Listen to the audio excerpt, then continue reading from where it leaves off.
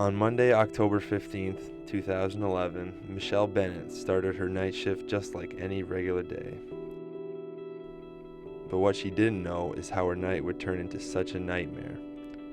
Due to the statute of limitations, Michelle could not appear on camera and is going under an assumed alias.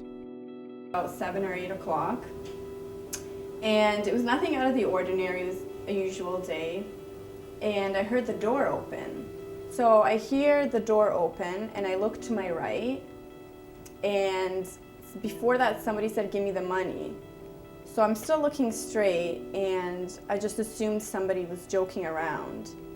And I turned right, and I looked at the man that was standing there, and he had a gun, and he was also wearing a mask.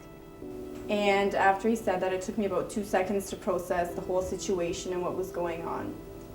So I opened the till, I stacked some 20s, some 10s, and some 5s, and I gave it to him. And it wasn't much because we empty the till every hour. So I stacked the money, and he looked at me as if to say, "Is that it?"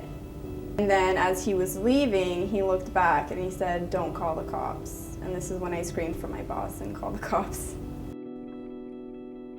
Michelle was put on medication to relieve her debilitating anxiety, another reason she chose to remain anonymous.